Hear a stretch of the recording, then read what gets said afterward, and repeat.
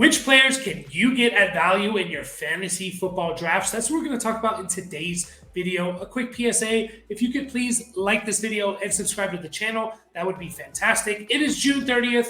We're trying to get to 250 subscribers by the time training camps start. I think we're about 31 subscribers or 35 subscribers away, so that would be much appreciated. But to get to the point, today's video, we are talking about values that you can possibly get in your fantasy football drafts. Now, this is from ADP. Again, it's June 30th, so ADP is a little bit maybe skewed. There's a lot that can change, of course, over the next 2 months. But this is the best that we can work with right now. And I think it's a good indicator of just how people are starting to value certain players. Now, most fantasy football drafts won't be happening for another 2 months, but you're getting a lot of best ball drafts and things like that. So I have one player at each position, quarterback, running back, wide receiver, tight end, that I really, really like where they're going in drafts and the value that you can get them at. So that's what we're going to talk about today. Leave a comment below and tell me who is someone that you're looking for that you think is a really, really good value to be had in your fantasy football drafts.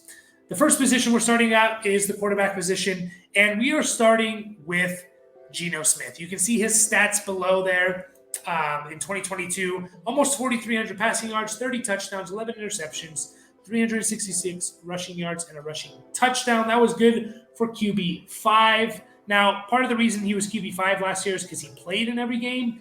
He averaged more like a QB10 than a QB5, 18.5 points per game and 4-point per passing touchdown, which I think is a really, really solid number. It's not the league-winning numbers, but it's a solid number. If you're averaging over 18 points a game in 4-point per passing touchdown, then that's really, really good.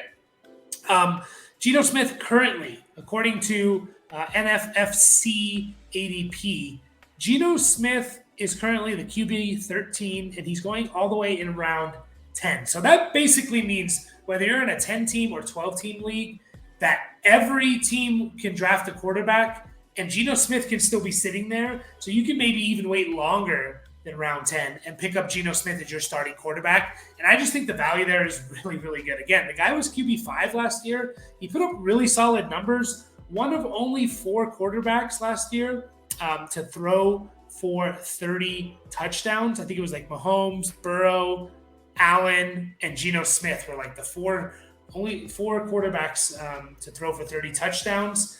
I think he's going to put up very similar numbers as to what he did last year.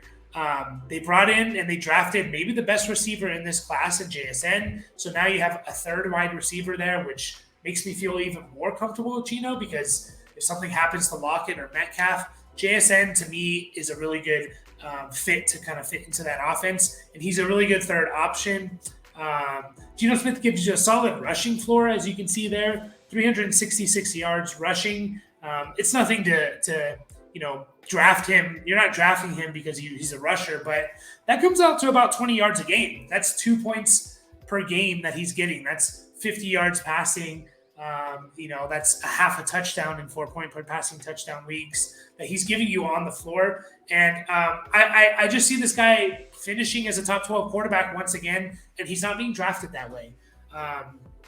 So you could literally wait till potentially, you got to know your league, of course. Does your league value quarterbacks? Do some players and teams in your league take 2 quarterbacks in their first 10 picks? But you could possibly wait until every other manager in your league takes a quarterback, and then you can get Geno Smith in the 10th, 11th, 12th round potentially. So I just think it's a really good value. A guy that if I'm not going to get one of the top guys, if I'm not going to get Jalen Hurts, if I'm not going to get Patrick Mahomes, I might wait and just take a Geno Smith, way later than I think he should be going. Again, just other guys. Kirk Cousins is going an entire round and a half ahead of Geno Smith. Tua, who I like, is going almost 2 rounds before Geno Smith. Another guy, Dak Prescott, a guy I like, but he's going almost 3 rounds ahead of Geno Smith. So I just like that value for Geno Smith. Next guy we're talking about at the running back position is Miles Sanders on the Carolina Panthers. He was signed as a free agent with the Carolina Panthers. You can see his stats there down below. He had 259 carries for 1,269 yards, 11 touchdowns, only 20 catches for 78 yards. He finished as RB13 in half point per PPR leagues. Now, I think about Miles Sanders, and I look at where he's going. According to NFFC ADP, Miles Sanders is currently going 64th overall, which is in the 6th round, as RB20 for whatever reason. He's going as RB20 overall. And that's just, to me, incredible value for Miles Sanders. I think Miles Sanders could be easily a top 10 running back this year. He could have, I don't think he can have a Josh Jacobs-like year, but he can have like a Josh Jacobs-light type year. I don't think he's going to get that as many touches, just because I don't think the Panthers offense is going to be good enough to maybe warrant giving a running back over 300 touches. But I could see this guy finishing top 10, top 7 easily. He was already RB13 last year. He's only 26 years old. He averages 5 yards a carry in his career. Last year was the first time in his career where he's always been a high yards per carry guy, and we saw it unfold of him getting a bunch of carries, more than 200, more than 220 carries, and we saw what it turned into, almost 1,300 rushing yards and 11 touchdowns. Now, something to keep in mind, Jalen Hurts last year had the second most I think inside or goal line carries or inside the 5 carries from inside the 5. Second most out of any player in the NFL last year. Not just out of quarterbacks, out of any player. It was Jamal Williams, number 1. Jalen Hurts was number 2. So he was stealing Miles Sanders' touchdowns at an incredible rate last year. Now, Miles Sanders still had 11 touchdowns. The Eagles' offense was just that good. And, I don't see him maybe necessarily getting much more than 11 touchdowns, just again, because I don't know how good this Panthers offense is going to be. But I'll tell you one thing. Bryce Young is not going to be stealing touchdowns. You're not going to be pushing Bryce Young into the pile like a rugby scrum into the goal line, because Bryce Young is a small quarterback. He's not built for that. You don't want to risk your franchise quarterback and pushing him into the pile. He's not Jalen Hurts. He's not built like Jalen Hurts. So I love Miles Sanders here, especially if I can get him in the 6th round. If you do the zero RB strategy, and I don't know the exact qualifications for zero RB, if it's no running backs in the first 5, 6, 7 rounds, whatever.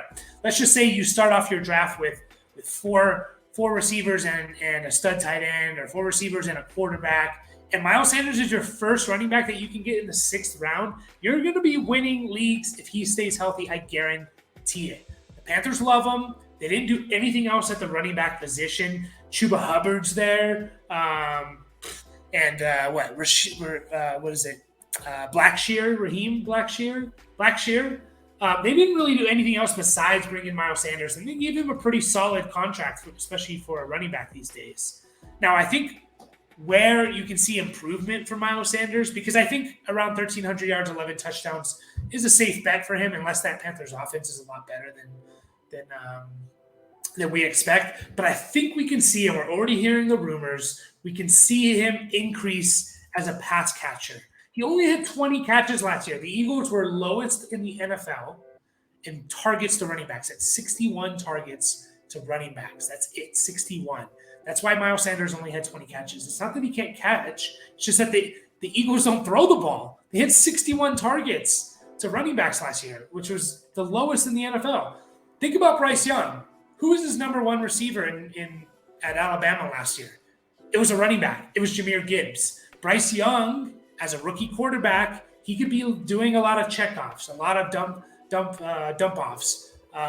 He could be targeting the running back a lot because he's a rookie quarterback, and they tend to lean on that crutch. Even if Sanders has 20 more catches last year, which only puts him at 40, which to me, if you play 60 to 70% of the snaps as a running back, you're almost guaranteed 40 catches. That's basically like, 35 to 40 catches. That's like 2 checkdowns a game, right? You don't even need to be schemed into the passing game, you're going to get checkdowns if you're playing 60, 70% of snaps. So let's just say Miles Sanders gets 20 more catches.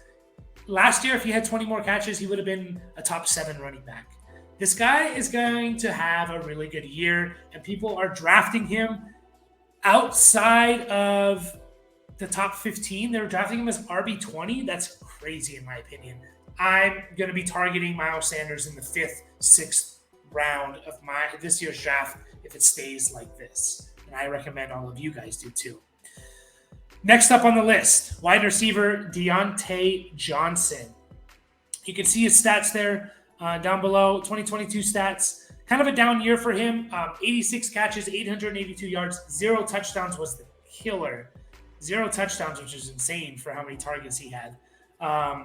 He was wide receiver 39.5 point per PPR. However, if you remember in 2021, Diontae Johnson was wide receiver 12. Nope, that's standard. He was wide receiver 9.5 PPR league. So we've seen him be a top tier receiver. Diontae Johnson is currently going 66th overall in drafts. Again, that's middle of the 6th round in a 12-team league. 66th overall. He's wide receiver 31, guys. Wide receiver 31.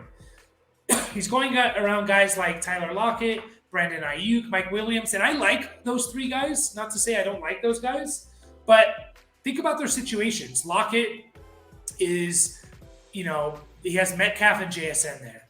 Ayuk has Kittle, McCaffrey, Deebo Samuel there. Mike Williams has Keenan Allen, potentially Quinton Johnston there. None of those guys are the clear-cut number 1 targets on their team. Diontae Johnson is. Now, he had a down year. That was mostly due to the touchdowns. If he just had 5 touchdowns, which is closer to his average coming into last year. I think he averaged about 6 touchdowns a year coming into last year, his first 3 years in the league. If he had just 5 touchdowns last year, he would have been wide receiver 23 in half PPR, a top 24 wide receiver. Now, it wasn't that he wasn't targeted in the red zone. It wasn't that he just was someone else took over as the alpha receiver. That wasn't it. He had the 7th most targets last year. He had the 7th most targets last year. He had over 140 targets. He's had over 140 targets 3 straight years. And since 2019, there's only been 4 receivers to have at least 3 seasons of 140 targets. Keenan Allen, Devontae Adams, Stephon Diggs, and Diontae Johnson. Diontae Johnson is still a target hog. Again, 7th most in targets last year. And get this, he actually had the 14th most red zone targets last year. So it wasn't that he wasn't being targeted in the red zone. He was. It's just you had a pretty terrible situation with Trubisky and Kenny Pickett as a rookie last year. I think they only threw for like 11 or 12 touchdowns overall last year, which is going to hurt all the receivers' fantasy numbers. But he was being targeted, 14th most targets in the red zone last year, ahead of guys like A.J. Brown and CeeDee Lamb. He had more targets than those guys. So I still think Diontae Johnson, I expect Pickett to take a step up. I'm not a huge Pickett guy. I'm not a huge Steelers offense type of guy. I'm not huge in on the Steelers offense necessarily, but I think Pickett has to improve, even if it's 18 touchdowns instead of 6 or 7 or something. I just think he has to improve, maybe double or triple his touchdown total. And I expect Diontae Johnson to be closer to his career average of 5-6 touchdowns. And I still expect him to be the number 1 target getter. Steelers didn't really do much in the offseason to bring in a receiver. They have Diontae. You have George Pickens, who I think people are overrating a little bit. I think George Pickens is only going 5 draft spots after Diontae Johnson. And I think George Pickens has a role on this offense, but he's not a big target guy. He's not going to be an alpha receiver, in my opinion. He's going to be kind of a go route type of deep threat type of player. So, you have Freiermuth there, of course, but they didn't really do much to bring in receivers. So I really like Diontae Johnson, especially if you're telling me I can get him as middle of the 6th round, wide receiver 31. Just think about that. Diontae Johnson, if I took 2 running backs and 3 receivers in the first 5 rounds, Diontae Johnson was my wide receiver 4. in round 6, give me that all day. I will take that all day. I think he's going to have a bounce back year, and I think he's probably going to be a top 24, maybe a top 20 receiver this year. Last guy, guys, before we finish this video up, is the tight end position, and it is Gerald Everett from your Los Angeles Chargers. Now, if you look at his stats down below, 58 catches, 555 receiving yards, nice little 5.55 there, 4 touchdowns. He was tight end 15 in half PPR, tight end 13 in PPR leagues. Now, Gerald Everett is being drafted as the tight end 18 going in round 15. He's behind guys like Diontae Johnson, who I know, had a top, 7-8 year last year, but it was just so touchdown dependent. Behind guys like Greg Dulcich, maybe that's justified. I'm not a huge Dulcich guy, but maybe it's justified. Dalton Kincaid, rookie tight ends, they don't do too much. Maybe Kincaid's an exception, but basically what's this saying is that at the end of your draft, you can punt on tight end. And at the end of your drafts, you can take Gerald Everett in your round 15 or whatever, and he can be your starting tight end. Now, I'm not saying Gerald Everett's going to be this amazing tight end that's going to win you leagues. No. There's only a couple of those guys. It's like Kelsey, obviously, is by far number 1. You have Andrews in there. But even guys like Hawkinson, Dallas Goedert, to me, they're not league winners. They're good tight ends, but they're not league winners. I mean, Dallas Goedert, I think, averaged 9 points a game last year in half PPR, which is good for a tight end, but where you have to take him, to me, it just doesn't add up. It doesn't equal to where you have to take him, in my opinion. Let me just throw out some stats here. Gerald Everett averaged 0.2 points less than Dalton Schultz last year. You have to take Dalton Schultz 5 rounds earlier than you do Gerald Everett. He averaged less than half a point less than Freiermuth, 0.4 points less than Pat Freiermuth last year. Pat Freiermuth, you have to take in round 9. Gerald Everett, you can get in round 15. To me, the difference makers at tight ends, it falls off after the first couple guys. If I can't get Kelsey or Andrews, I'm just going to punt on tight end. I'm going to get a guy like Gerald Everett who's going to give me 7.5, 8 points a game. He's going to give me half a point less than guys like Pat Freiermuth, but I don't have to take him in round 9. I can take him in round 15. Another thing to think about. Is in the playoff game against Jacksonville, Gerald Everett had 6 catches for 109 yards and 1 touchdown. It just shows you when you're on an offense as good as the Chargers and you're attached to a quarterback like Justin Herbert, I want a piece of that offense. I want a piece somewhere. And Gerald Everett's the cheapest, and that always intrigues me. The cheapest piece for elite offenses, I'm always intrigued by, because Everett can give you these type of spike weeks. Not many tight ends can give you 6 for 109 and a touchdown. That's just not going to happen for a lot of tight ends. Gerald Everett can because he's on the Chargers.